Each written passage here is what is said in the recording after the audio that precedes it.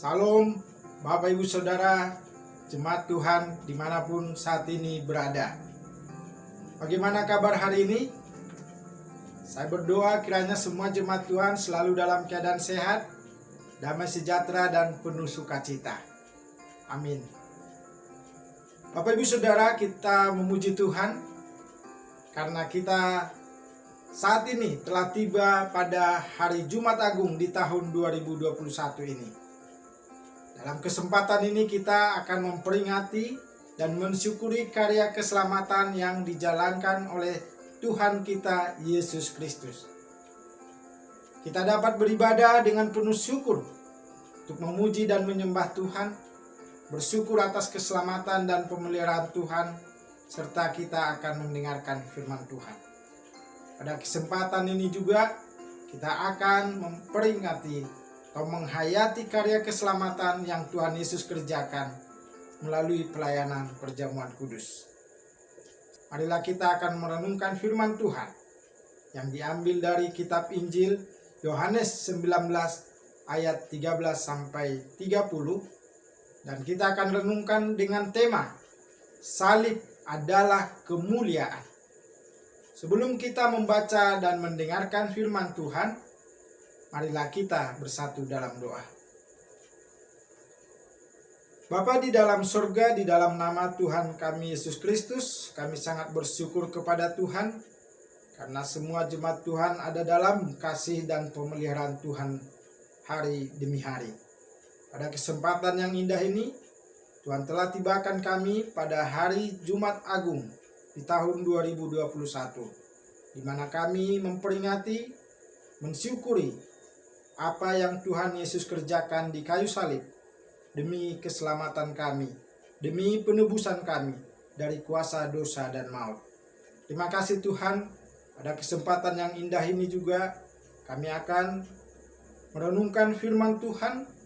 Kami berdoa memohon Roh-Mu yang kudus yang menguasai hati dan pikiran kami semua, baik hamba-Mu yang menyampaikan maupun jemaat Tuhan yang mendengarkan, agar kami diberikan pengertian oleh Tuhan untuk merenungkan firman Tuhan dengan baik, dan terlebih kami dimampukan untuk melakukan firman Tuhan di dalam kehidupan kami, sehingga kami hidup sebagai orang-orang yang berbahagia, orang-orang yang melakukan firman Tuhan dalam kehidupan hari demi hari. Terima kasih Bapa di dalam sorga, berfirmanlah, kami siap mendengarkan. Dalam nama Tuhan Yesus, kami berdoa dan mengucap syukur. Amin. Yohanes 19 ayat 13 sampai 30 saya akan bacakan bagi kita semua. Ketika Pilatus mendengar perkataan itu, ia menyuruh membawa Yesus keluar dan ia duduk di kursi pengadilan di tempat yang bernama Litostrotos, dalam bahasa Ibrani Gabata. Hari itu ialah hari persiapan Paskah, kira-kira jam 12. Kata Pilatus kepada orang-orang Yahudi itu, "Inilah rajamu." Maka berteriaklah mereka, "Enyahkan dia, enyahkan dia, salibkan dia." Kata Pilatus kepada mereka, "Haruskah aku menyalibkan rajamu?" Jawab imam-imam kepala, "Kami tidak mempunyai raja selain daripada Kaisar." Akhirnya Pilatus menyerahkan Yesus kepada mereka untuk disalibkan. Mereka menerima Yesus. Sambil memikul salibnya, ia pergi keluar ke tempat yang bernama Tempat Tengkorak, dalam bahasa Ibrani Golgota. Dan di situ ia disalibkan mereka, dan bersama-sama dengan dia disalibkan juga dua orang lain, sebelah menyebelah, Yesus di tengah-tengah. Dan Pilatus menyuruh memasang juga tulisan di atas kayu salib itu. Bunyinya, "Yesus, orang Nazaret, Raja orang Yahudi." Banyak orang Yahudi yang membaca tulisan itu sebab tempat di mana Yesus disalibkan letaknya dekat kota, dan kata-kata itu tertulis dalam bahasa Ibrani, bahasa Latin, dan bahasa Yunani.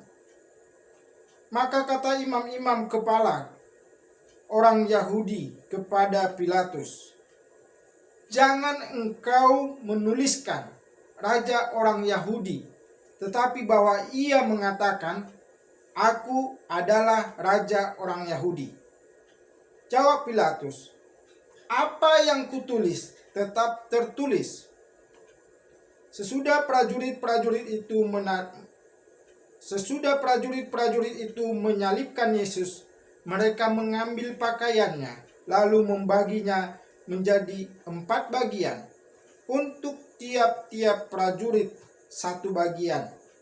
Dan jubahnya juga mereka ambil. Jubah itu tidak berjahit dari atas ke bawah, hanya 1 tenunan saja. Karena itu mereka berkata seorang kepada yang lain, "Janganlah kita membaginya menjadi beberapa potong, tetapi baiklah kita membuang undi, menentukan siapa yang mendapatnya. Demikianlah hendaknya, supaya genaplah yang ada tertulis dalam kitab suci. Mereka membagi-bagi pakaianku di antara mereka, dan mereka membuang undi atas jubahku." Hal itu telah dilakukan prajurit-prajurit itu.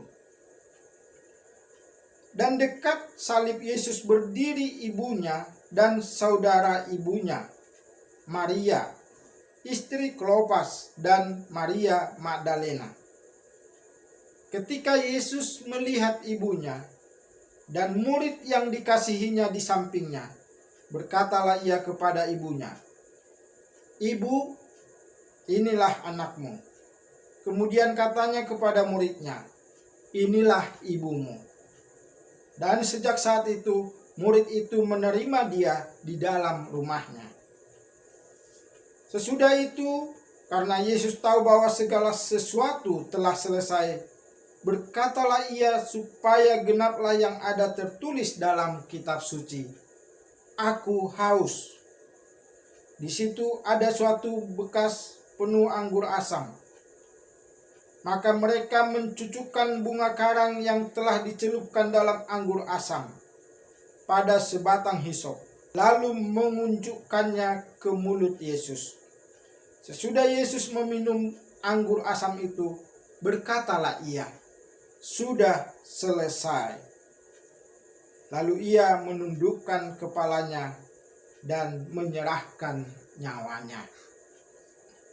Demikian firman Tuhan. Yang berbahagia adalah kita yang membaca, mendengarkan, dan melakukan firman Tuhan di dalam kehidupan kita sehari-hari. Terpujilah Tuhan kita Yesus Kristus. Hosiana.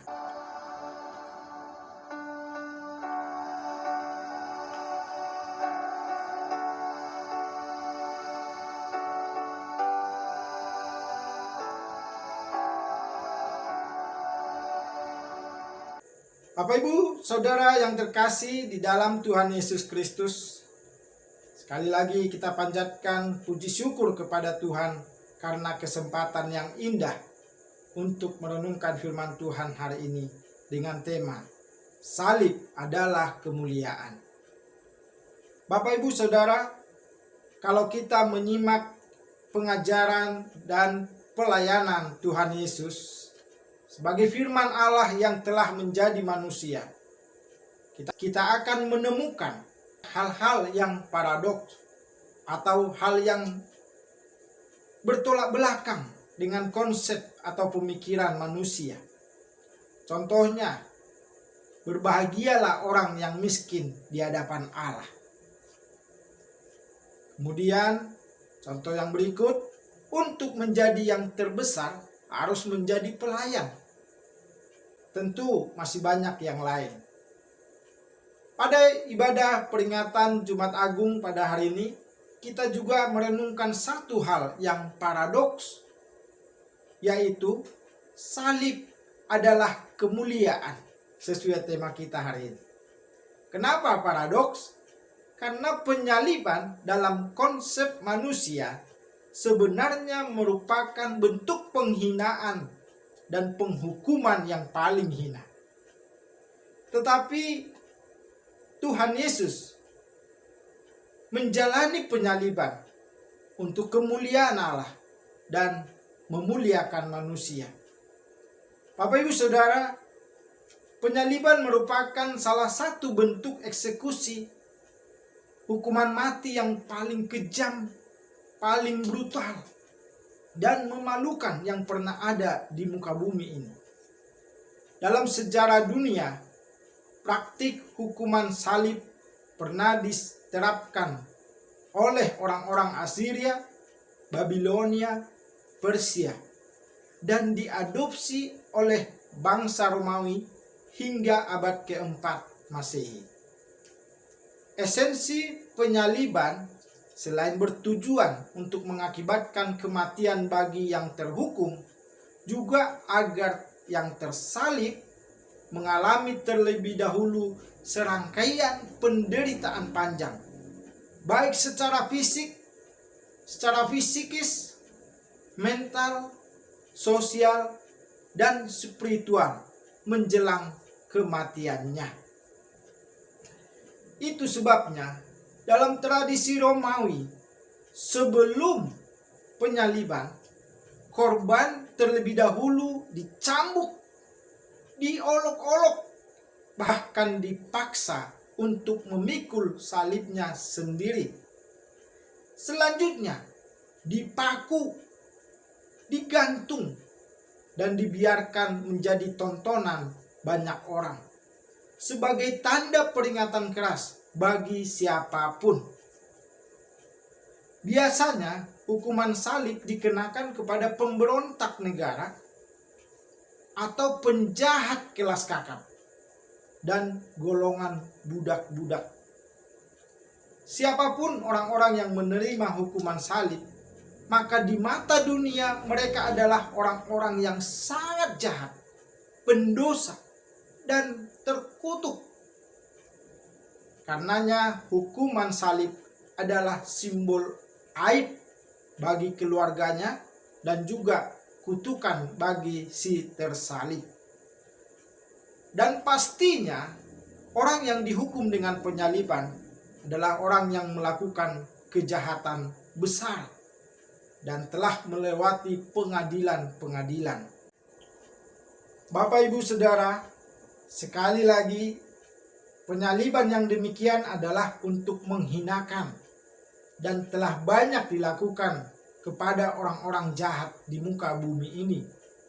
Tetapi hari ini kita merenungkan penyaliban dengan tujuan yang sangat berbeda, yaitu salib untuk kemuliaan. Ini bukan sembarang salib. Ini bukan seperti salib yang dialami oleh penjahat-penjahat zaman dahulu. Ini adalah salib satu-satunya dan satu kali untuk selama-lamanya, yaitu salib Kristus. Penyaliban yang Tuhan Yesus alami adalah karena kasih Allah yang begitu besar bagi manusia ciptaannya yang telah jatuh dalam dosa. Bapak Ibu Saudara, penyaliban telah dialami Tuhan Yesus sebagai hukuman yang terkutuk. Jika konsep dunia tadi penyaliban adalah untuk orang jahat karena kesalahan atau karena kejahatan besarnya, tetapi penyaliban Tuhan Yesus bukan karena kejahatan atau kesalahannya. Dia tidak melakukan kesalahan apapun. Pilatus sebagai pengadil terakhir sampai berkata kepada orang banyak, "Aku tidak mendapati kesalahan apapun padanya." Dalam Yohanes 19 ayat 4. Bapak Ibu Saudara, Yesus Kristus disalib bukan karena dosa dan kejahatan yang ia lakukan, tetapi karena dosa dan kejahatan manusia. Kita ketahui dalam Kejadian 3 bahwa sejak kejatuhan manusia ke dalam dosa, semua manusia telah berdosa dan telah kehilangan kemuliaan Allah. Roma 3 ayat 23 menyatakan hal demikian. Dosa bukan hanya mengakibatkan kerusakan hubungan manusia dengan Allah, tetapi juga hubungan manusia dengan sesamanya dan ciptaan Tuhan yang lain. Upah dosa adalah maut, yaitu keterpisahan dari Allah, kebinasaan kekal. Jika ingin memperoleh keselamatan, hidup kekal, maka dosa harus dihapuskan dari manusia. Bapak Ibu Saudara, dalam Perjanjian Lama, Allah berfirman kepada Musa, jalan untuk menebus dan menghapus dosa orang Israel harus mempersembahkan binatang sebagai korban penghapus dosa dan korban penebus salah. Dan itu kita bisa ketahui dalam Imamat 5 ayat 14 sampai Imamat 6 ayat 7. Melalui pencurahan darah binatang, baik lembu maupun domba yang dikorbankan, berlaku hukum pergantian. Korban binatang diyakini berperan menggantikan atau mewakili manusia yang berdosa. Persoalannya adalah yang berdosa manusia, yang dikorbankan binatang. Tentu ini tidak selevel, tidak sederajat. Dalam Ibrani 10 ayat 4 dikatakan, tidak mungkin darah lembu jantan atau darah domba jantan menghapuskan dosa. Itulah sebabnya dalam tradisi agama Yahudi, korban harus dilakukan setiap tahun. Seharusnya manusia yang berdosa, maka manusia jugalah yang dijadikan korban. Dengan syarat manusia yang tanpa dosa. Persoalannya seperti dalam Roma 3 ayat 23 dikatakan, manusia telah berdosa. Semua orang telah berdosa dan telah kehilangan kemuliaan Allah. Itu berarti tidak ada manusia yang layak menjadi korban penebus dosa bagi manusia yang lain. Berarti jika kita berharap pada usaha manusia untuk menebus dosa, supaya manusia beroleh keselamatan atau hidup kekal, itu adalah sesuatu yang mustahil. Karenanya, Allah kembali menyatakan kepada para nabi tentang akan datang seorang anak manusia untuk menyelamatkan manusia. Nabi Yesaya menggambarkan bahwa anak manusia yang akan datang itulah yang akan menanggung dosa dan kesalahan manusia. Buatan Nabi Yesaya dalam Yesaya 52 ayat 13 sampai 53 ayat 12 digenapi dalam peristiwa penyaliban Tuhan Yesus Kristus.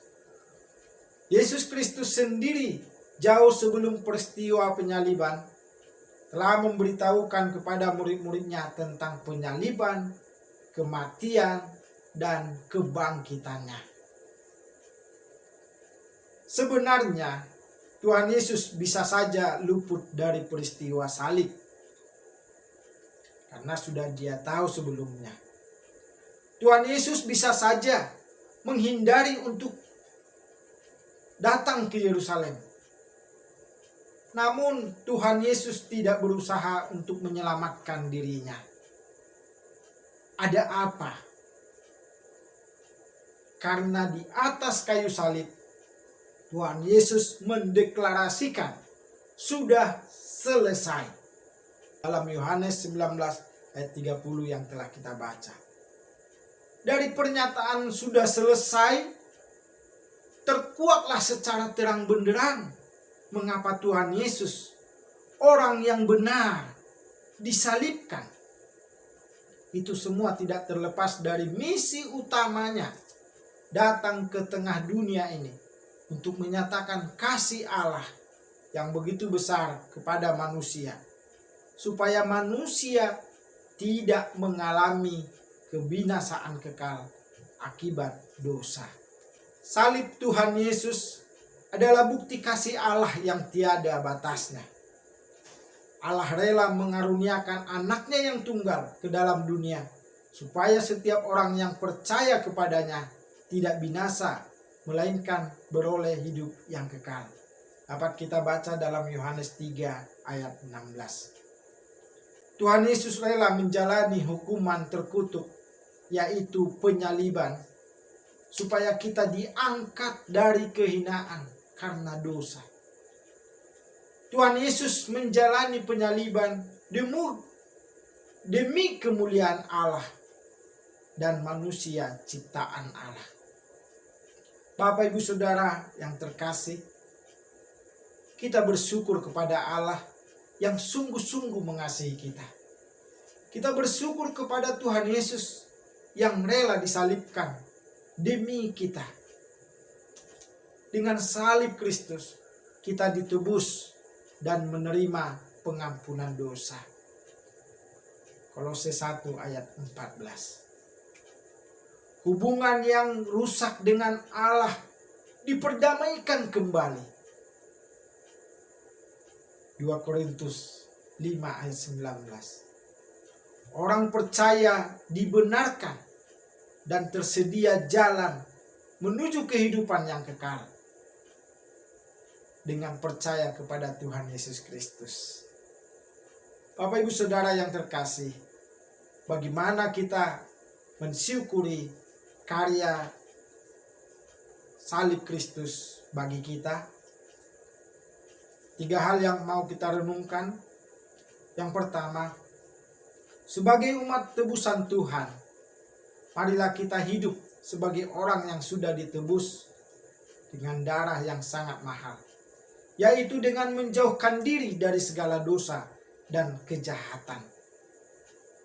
Mari kita ingatkan diri kita masing-masing bahwa Tuhan Yesus telah mengangkat kita dari kehinaan karena dosa. Mari kita gunakan seluruh hidup kita. Kita gunakan tubuh kita untuk kemuliaan Allah.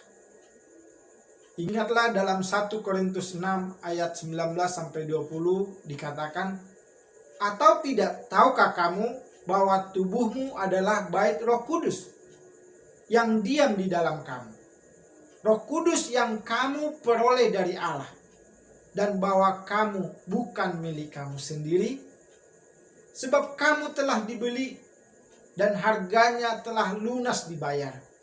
Karena itu muliakanlah Allah dengan tubuhmu. Bapak Ibu Saudara, kita sebagai pengikut Kristus, kita telah dibeli bukan dengan perak atau emas, tapi dengan darah Kristus yang sangat mahal. Yang kedua, sebagai umat Tuhan, marilah kita mensyukuri keselamatan kita dengan bersedia menanggung konsekuensi dari mengikut Tuhan Yesus Kristus dan tetap taat kepadanya. Karena dengan ketaatan Yesus Kristus sampai mati di kayu salib, kita diselamatkan, dimuliakan dari kehinaan. Jadi apapun keadaan yang kita alami, mari tetap percaya kepada Tuhan. Kita telah diperdamaikan melalui kematian Yesus Kristus untuk menempatkan kita supaya kudus dan tak bercela dan tak bercacat di hadapan Tuhan.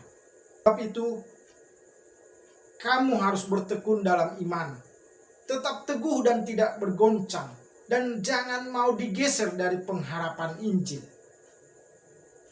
Dalam Kolose 1 ayat 23. Jadi Bapak Ibu yang terkasih, mari kita tetap teguh beriman kepada Tuhan Yesus Kristus apapun keadaan kita. Yang ketiga yang harus kita renungkan, salib adalah puncak kasih Allah. Oleh sebab itu sebagai pengikut Kristus, mari kita hidup di dalam kasih Tuhan. Dengan kasih Kristus kita dipermuliakan. Dengan kasih Kristus juga kita membantu sesama untuk memperoleh kemuliaan Allah. Tindakan mengasihi adalah hal yang paling mulia dan paling efektif untuk mengangkat harkat dan martabat manusia berdosa dimanapun berada. Bapak Ibu Saudara yang dikasihi Tuhan Yesus, kiranya perenungan firman Tuhan ini mendorong kita untuk hidup di dalam kasih Tuhan kita Yesus Kristus. Demikian firman Tuhan untuk kita. Roh Kudus menolong kita untuk senantiasa merenungkan dan melakukan firman Tuhan dengan baik. Tetap semangat, tetap sehat. Tuhan Yesus memberkati dan melindungi kita semua. Amin. Mari kita berdoa. Bapa di dalam surga, kami sangat bersyukur untuk firman Tuhan yang telah kami baca dan renungkan. Bahwa karena Kristus rela disalibkan, kami diangkat dari kehinaan untuk beroleh kemuliaan karena Tuhan mengasihi kami. Terima kasih Bapa di dalam surga, Tuhan menolong kami untuk hidup seturut dengan kehendak Tuhan. Sebagai umat yang telah ditebus oleh darah Kristus, untuk beroleh pengampunan dosa, untuk beroleh kehidupan kekal, biarlah kami menghargai sepenuhnya karya Kristus bagi kami. Kami meninggalkan dosa dan kejahatan kami. Kami hidup untuk melakukan kebenaran firman Tuhan. Kami juga terus taat dan setia mengikut Tuhan sampai Tuhan Yesus datang kembali. Kami pun harus menjalani hidup di dalam kasih Kristus. Karena kasih Kristus telah kami alami, Tuhanlah menolong kami juga untuk membagikan berkat Tuhan bagi sesama kami, dengan mengasihi sesama kami, sehingga siapapun yang hidup dan melihat kehidupan kami, mereka dapat melihat Kristus hidup di dalam kami. Terima kasih Bapa di dalam surga, terpujilah nama Tuhan. Dalam nama Tuhan Yesus Kristus kami berdoa dan bersyukur atas firman Tuhan ini. Amin. Jemaat Tuhan, selanjutnya kita akan masuk dalam perjamuan kudus. Sebelumnya marilah kita bersama-sama menyatakan pengakuan iman kita. Berbunyi demikian. Aku percaya kepada Allah, Bapa yang Maha Kuasa, Khalik langit dan bumi, dan kepada Yesus Kristus, anaknya yang tunggal Tuhan kita, yang dikandung dari Roh Kudus, lahir dari anak darah Maria, yang menderita sengsara di bawah pemerintahan Pontius Pilatus, disalibkan, mati, dan dikuburkan, turun ke dalam kerajaan maut, pada hari yang ketiga, bangkit pula dari antara orang mati, naik ke surga, duduk di sebelah kanan Allah, Bapa yang Maha Kuasa. Dan dari sana ia akan datang untuk menghakimi orang yang hidup dan yang mati. Aku percaya kepada Roh Kudus, gereja yang kudus dan am, persekutuan orang kudus, pengampunan dosa, kebangkitan orang mati, dan hidup yang kekal. Amin. Kita akan masuk dalam perjamuan kudus. Pertama-tama saya akan bacakan pemberitaan kasih dan kuasa Allah. Sesungguhnya besar dan ajaib segala pekerjaan-Mu ya Tuhan, Allah yang Maha Kuasa. Adil dan benar segala jalan-Mu, ya Raja segala bangsa. Siapakah yang tidak takut Tuhan dan yang tidak memuliakan namamu? Wahyu 15 ayat 3-4. Ya Tuhan dan Allah kami, Engkau layak menerima puji-pujian dan hormat dan kuasa, sebab Engkau telah menciptakan segala sesuatu, dan oleh karena kehendak-Mu semuanya itu ada dan diciptakan. Oleh karena itu, jemaat Tuhan, biarlah kita membesarkan namanya sambil berseru siang dan malam dengan tidak henti-hentinya. Kudus, kudus, kuduslah Tuhan, Allah yang Maha Kuasa, yang sudah ada dan yang ada dan yang akan datang. Oleh karena kuasa dan kemuliaannya memperlakukan segala keberadaan kita ada dalam sejahtera oleh kemenangan Yesus Kristus. Maka dengan penuh harapan dan sukacita, marilah kita turut ambil bagian dalam tanda karya keselamatan bagi seluruh manusia dan dunia, yakni perjamuan kudus ini. Dasar Alkitab kita untuk perjamuan kudus diambil dari 1 Korintus 11 ayat 23-26. Sebab apa yang telah kuteruskan kepadamu telah aku terima dari Tuhan, yaitu bahwa Tuhan Yesus pada malam waktu Ia diserahkan mengambil roti, dan sesudah itu Ia mengucap syukur atasnya. Ia memecah-mecahkannya dan berkata, "Inilah tubuhku yang diserahkan bagi kamu. Perbuatlah ini menjadi peringatan akan aku." Demikian juga Ia mengambil cawan sesudah makan, lalu berkata, "Cawan ini adalah perjanjian baru yang dimeteraikan oleh darahku. Perbuatlah ini setiap kali kamu meminumnya, menjadi peringatan akan aku. Sebab setiap kali kamu makan roti ini dan minum cawan ini, kamu memberitakan kematian Tuhan sampai Ia datang." Pengarahan hati dalam perjamuan kudus. Dalam perjamuan kudus ini, supaya kita dipelihara dengan roti sorgawi, yaitu Tuhan kita Yesus Kristus, janganlah melekat pada roti dan anggur yang kelihatan ini, melainkan dengan iman kita mengarahkan hati dan pikiran kita kepada Yesus Kristus, Tuhan dan Juru Selamat kita. Carilah perkara yang di atas, di mana Kristus ada, duduk di sebelah kanan Allah Bapa. Ketika Kristus memecah-mecahkan roti dan mengangkat cawan, Ia membagikan tubuh dan darahnya sendiri bagi kita, murid-muridnya. Dengan menerima tubuh dan darahnya yang dilambangkan oleh roti dan anggur ini, kita dipersatukan dengan Kristus, sehingga Dia menjadi kepala dan kita sebagai tubuhnya. Ketika kita bersatu dengan Kristus, roti hidup yang dipecah-pecahkan bagi dunia dan darahnya dicurahkan untuk keampunan dosa-dosa kita, kita pun dipersatukan dengan kematian dan kebangkitannya. Jemaat Tuhan, marilah kita berdoa untuk perjamuan kudus yang akan kita laksanakan pada hari ini. Kita satu dalam doa.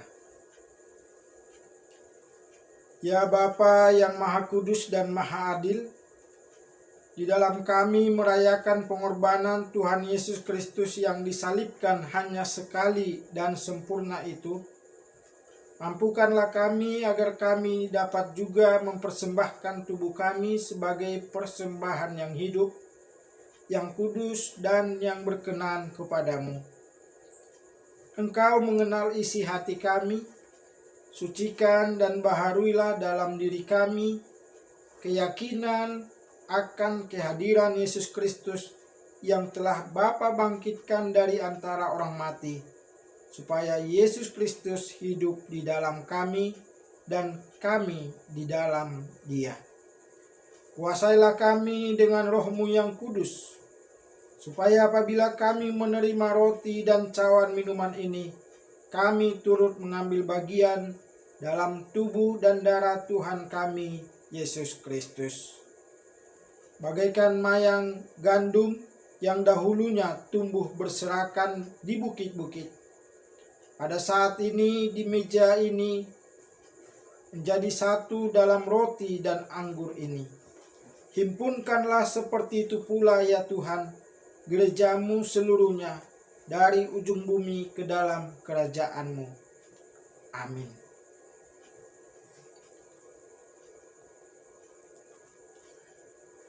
Jemaat Tuhan, semuanya telah tersedia. Roti, anggur, dan semua yang ada di atas meja perjamuan ini telah dikuduskan bagi perjamuan Tuhan. Oleh karena itu, marilah kita menghadap meja perjamuan ini dengan hati dan niat yang telah dikuduskan, dan janganlah melekat pada roti, anggur, dan semua materi yang kelihatan ini.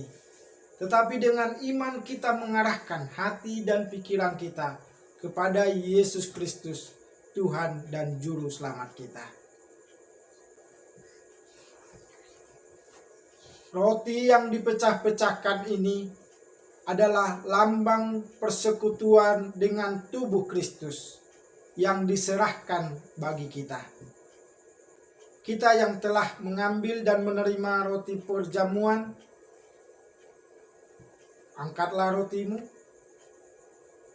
Ingat dan percayalah bahwa tubuh Tuhan kita Yesus Kristus telah dipecahkan untuk keselamatan kita dan keampunan dari segala dosa kita. Makanlah. Jemaat Tuhan, kita yang telah mengambil dan menerima anggur perjamuan kudus, ingat dan percayalah bahwa darah Tuhan kita Yesus Kristus telah dicurahkan untuk keselamatan kita dan keampunan dari segala dosa kita. Minumlah.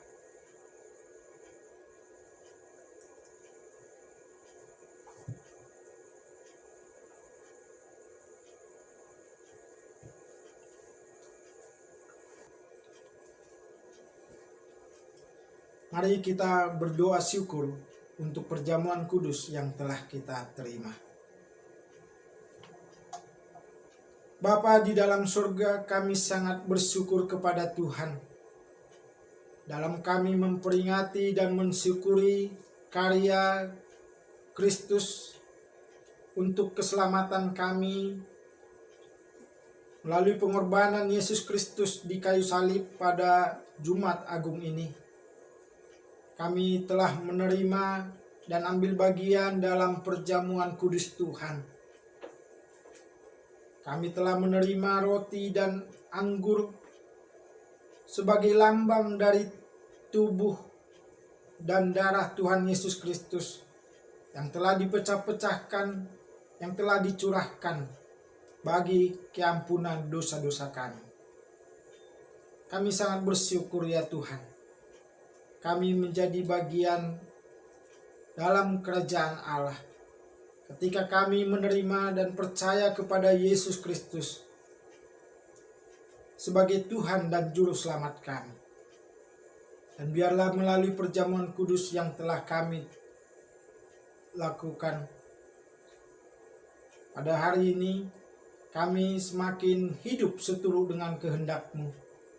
Kami hidup untuk mempersembahkan yang terbaik untuk hormat dan kemuliaan nama Tuhan. Kami dapat menjadi berkat dengan mengasihi sesama kami, di tengah keluarga kami, di tengah lingkungan kerja, lingkungan bermasyarakat, dan juga dimanapun kami berada. Terima kasih Bapa di dalam sorga. Berkatilah setiap jemaat-Mu. Berkatilah dalam kehidupan sehari-hari. Biarlah hidup kami adalah hidup untuk mempermuliakan nama Tuhan. Dalam nama Tuhan Yesus Kristus, kami berdoa dan bersyukur untuk perjamuan kudus yang telah kami ikuti pada kesempatan yang indah ini. Amin. Jemaat Tuhan yang terkasih, puji nama Tuhan. Kita telah beribadah, merenungkan firman Tuhan, dan mengikuti perjamuan kudus Tuhan. Marilah kita senantiasa bersyukur kepada Tuhan dengan melakukan kehendak-Nya dalam kehidupan kita. Arahkanlah hatimu kepada Tuhan dan terimalah berkat Tuhan. Tuhan memberkati engkau dan melindungi engkau. Tuhan menyinari engkau dengan wajah-Nya dan memberi engkau kasih karunia. Tuhan menghadapkan wajah-Nya kepadamu dan memberi engkau damai sejahtera. Amin.